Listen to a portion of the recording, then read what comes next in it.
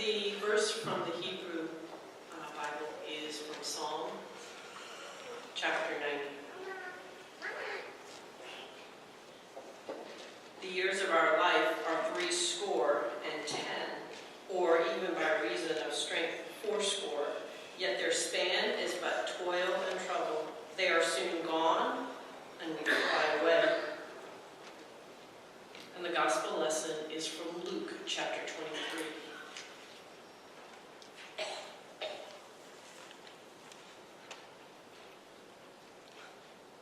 It was now about the 6th hour, and there was darkness over the whole land until the 9th hour.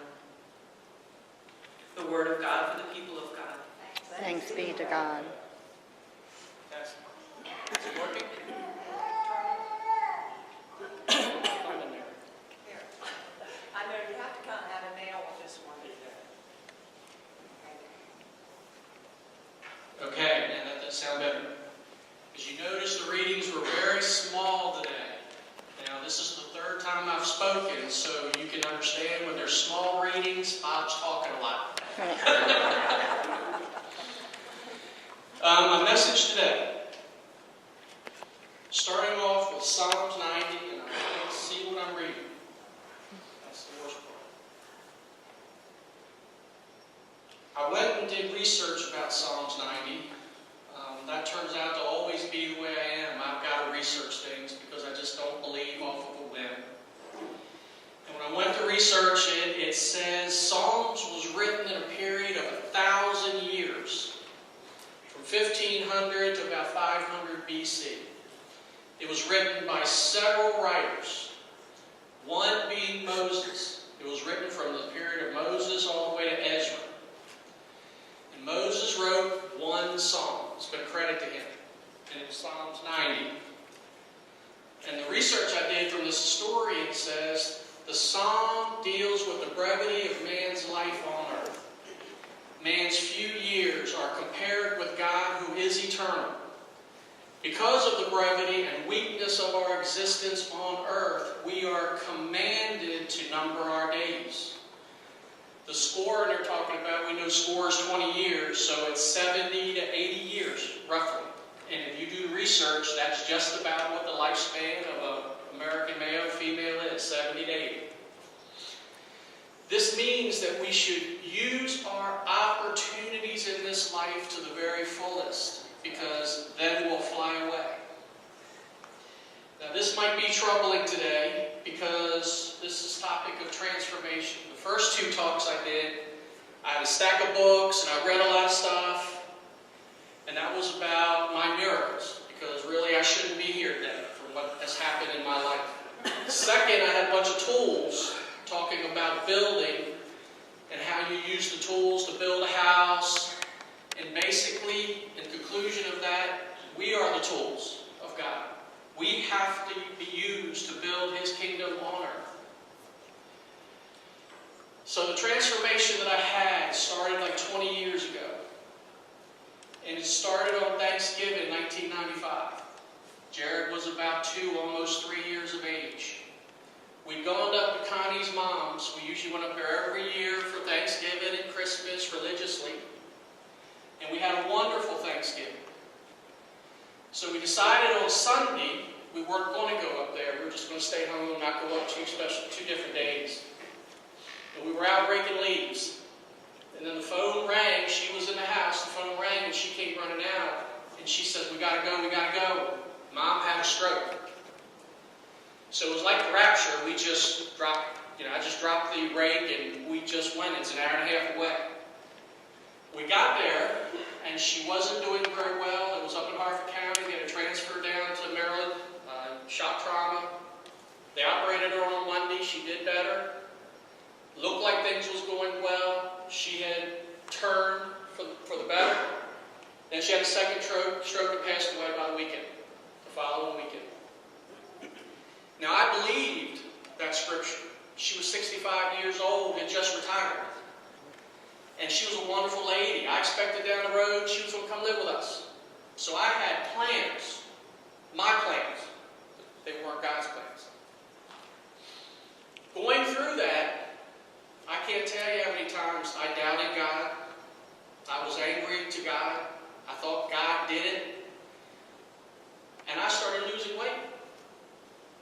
started not sleeping. And I got angry and angrier. I said this was just not right. You know, the plan. I had the plan. And it got worse and worse to where after about a month, I lost 35 pounds. In total despair. That's what it was. So I went to the doctors. The doctor checked me. After a long check, he said, "You're completely normal. It's nothing." And I said, "So you mean to tell me it's in my head?" He says, "Absolutely." Well, it was really in my heart. My heart was broken. And I still was angry at God. Now, we used to have this little thing we would do. Jared, I said, was about 2, almost 3. We'd get in the car. When I lived in Annapolis, we'd ride down to the McDonald's, get a soda, get whatever. And then we'd drive around Bay Ridge, see the Chesapeake Bay, the Bay Bridge, and go home. So I was still questioning whether this God thing was really true. And I was talking to Connie, and I had said, "You know, Connie, I was just watching a show the other night, and they're talking about near-death experience. And they talk about the light, and they talk about the portal, they talk about seeing a shadow in the light." And then behind me, on the right-hand side, behind Connie, I heard somebody say, "That's Jesus." And I almost ran off the road. I think it's only Connie, me, and Jared in the car, and he's not 3 yet. And he said, "That's Jesus." I didn't believe it. I started inquiring, I started checking, I started asking ministers about it, and the minister said, clearly, we are all children of God. We all come from God. We leave the kingdom and we cross through the veil. And kids know that. Now, not all kids, but that's what was said. That got me on the right path. I started believing again. I started understanding. I'm going from the mouths of a youth child comes the truth. So I lived a nice life for a while. I started struggling with it a little bit, but I'd come back, and all of a sudden, it was August 2000. So that was 6 years. Connie and I are at her niece and nephew's play on a Sunday. I don't have my phone in there. We leave, get in the car, and I get a call. My dad had had congestive heart failure, and he was in a nursing home. On that day, I get the calls. It doesn't look like he's going to make it through the night. So again, I'm up in Bel Air, so I'm speeding home. Luckily, didn't get a ticket. Dropped Connie off, and I went down to where my dad was. Now, these things you might not believe, but I have a message here. I let my mom go home. I'm sitting there with my father, and the nurse told me he probably will not make it through the morning. I wasn't going to leave. This was my dad. So he was resting comfortably, and it was about 2 o'clock in the morning, where, I'm going to get over here a little bit, his bed was right there, and I'm sitting in a chair, and all of a sudden he had a little bit where he woke up, and he said, "No, Barbara, no, Dad, I don't want to go." Now I'm looking, and I'm seeing nobody, but he clearly said that. Now, my grandfather passed away in June of 1968. My aunt had just passed away 3 months before this, in May. This was in August.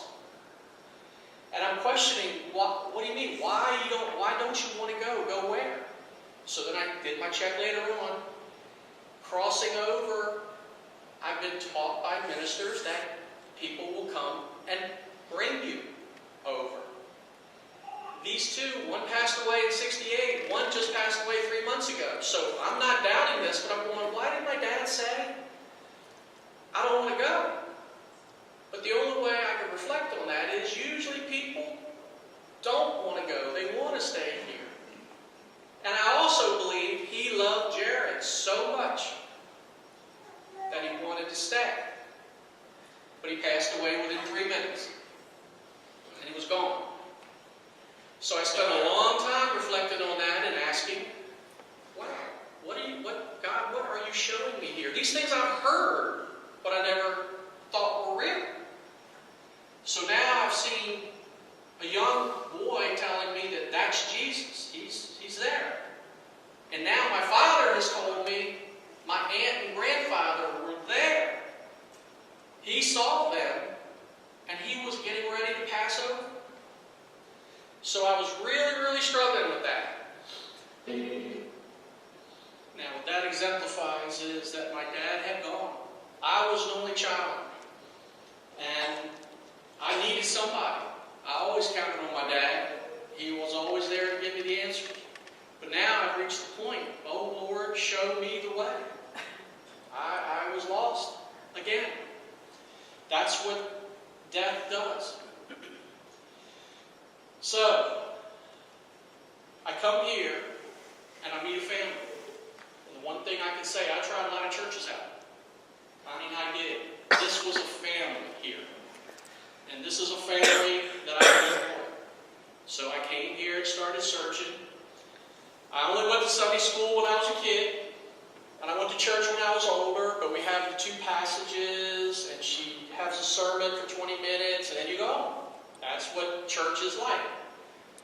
So Carville finally talks me into going to a Bible study. As he's laughing, yes.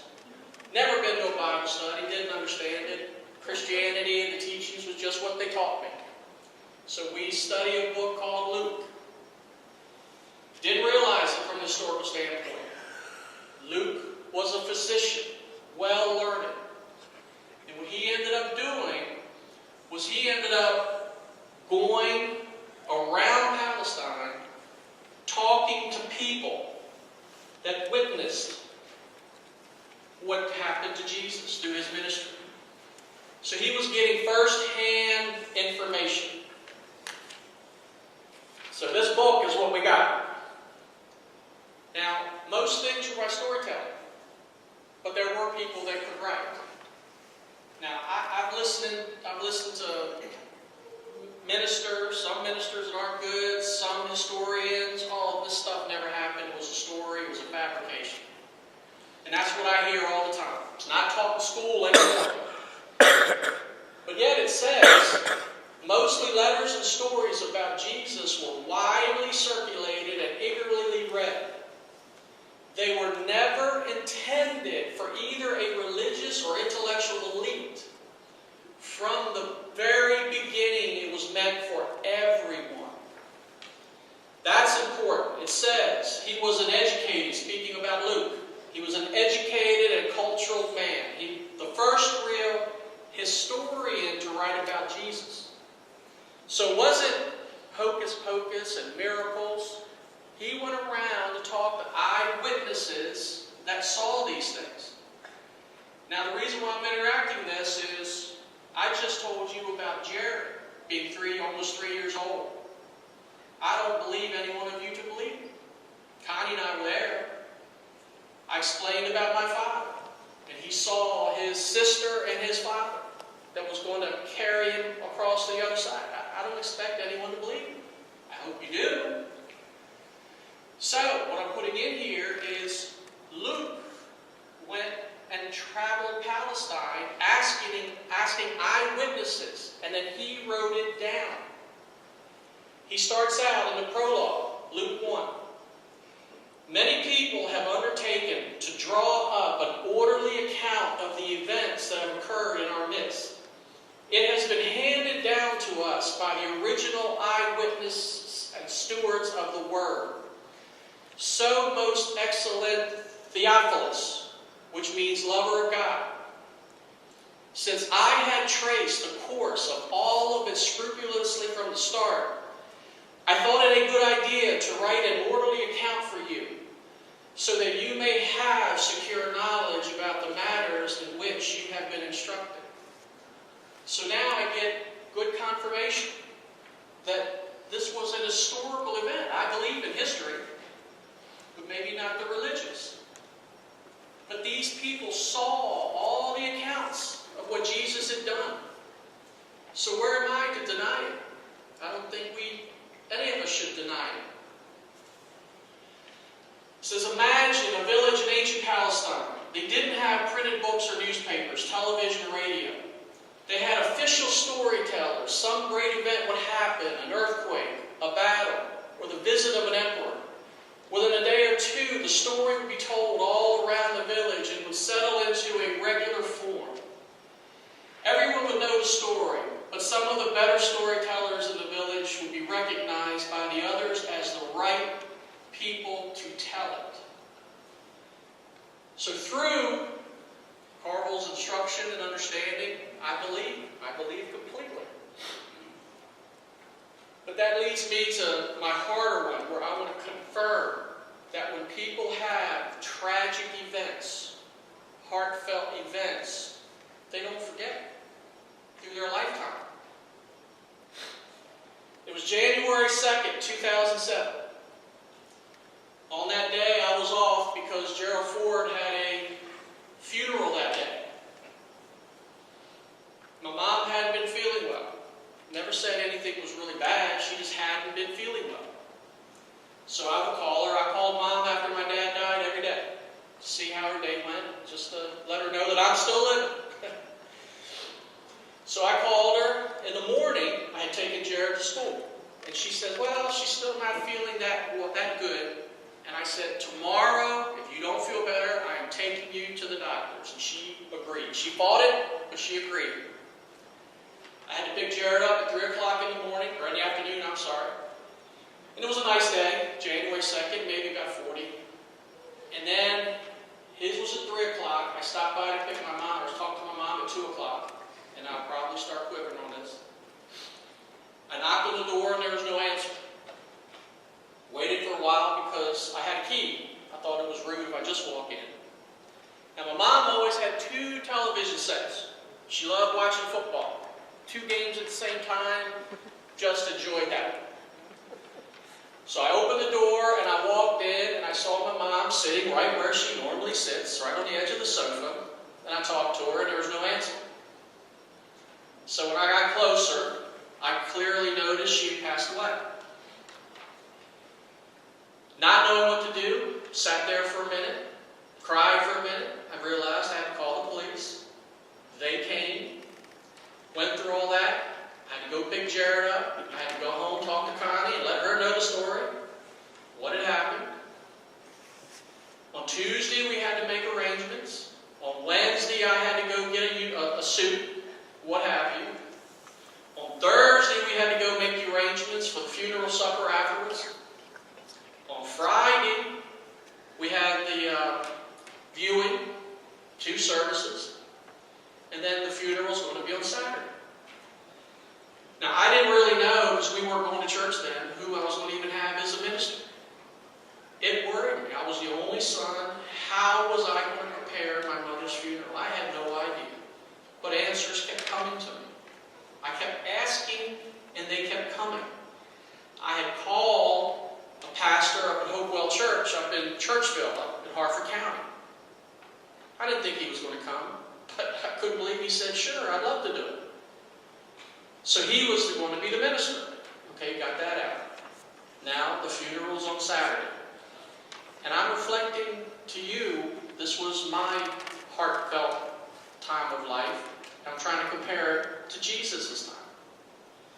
So we woke up on Saturday morning, realizing it was not going to be a good day. Looked outside. Now this is January 6th. It's a Saturday. Sunny. Looked real nice. Birds were chirping. When we went to the funeral home, it was already 70 degrees. Now this gets into the fact of what I just had over here.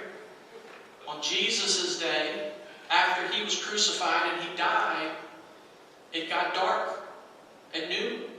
And it was dark for 3 hours. I've heard people say, that's crazy. That's not true. How can we not say that that's true? Because the eyewitnesses said it was true. So this Saturday, it was 70 degrees. No long coats, no ice on the ground, no snow on the ground, no birds were chirping. It was a beautiful day. But again, it was the day of the funeral of my mom. So we got all through that. That was great. Oh, I didn't tell you that the minister was late. That's what was scary, is I'm waiting for all this. The minister ended up being late because he's coming all the way down from Harford County. And of course there was a backup on 95 on a Saturday. But my mom could wait. She waited, so we waited.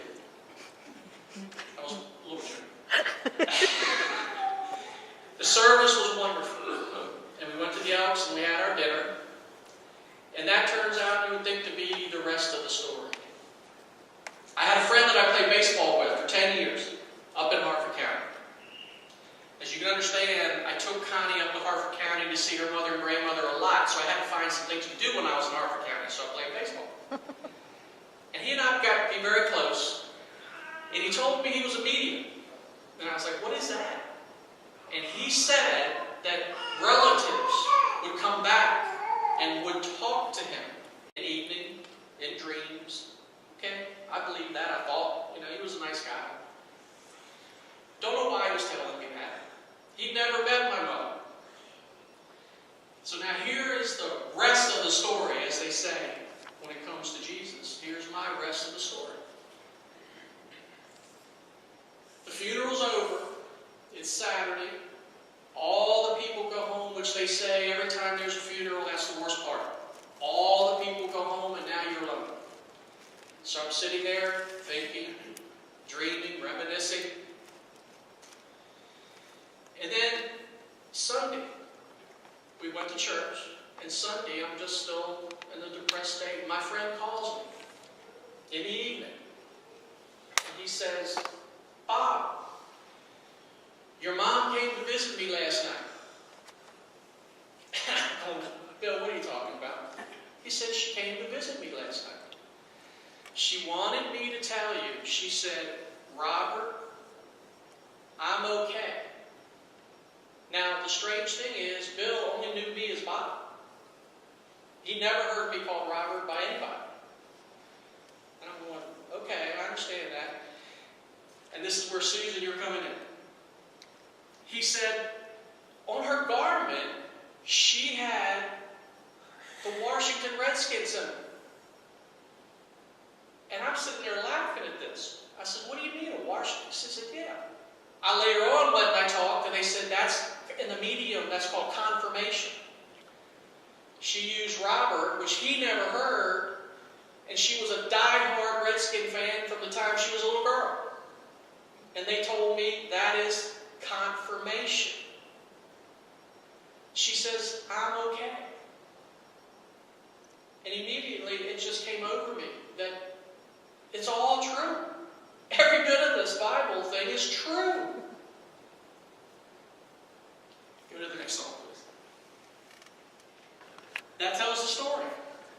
From someone that lost 35 pounds, doubting it, trying to say it wasn't happening, wasn't true, to where I have come through all of this, knowing with 100% certainty that I will hopefully live my lifespan the way I'm supposed to, follow the path that I'm supposed to be on, prepare that I'm going to live to be 70 and 80, plan on it, but also prepare that tomorrow could be my last day. The funny part about all this is, when I was in community college, I wanted to be a phys ed major. And I was good at sports, football, basketball, and baseball. And I looked until my counselor said I had to take a speech class. And I said, why do I need to take a speech class to be a phys ed teacher? He said, you just have to, it's the rules. I said, well, I'm changing my major. I was scared to death to talk in front of people. Wouldn't do it for any reason. I was like, need not talk. I've had a transformation. And I'm just saying the one most important thing I learned about Luke is it's all your choice. Pastor Kathy can't make it happen. I can't make it happen. The path that you need to be on is your path that you put yourselves on.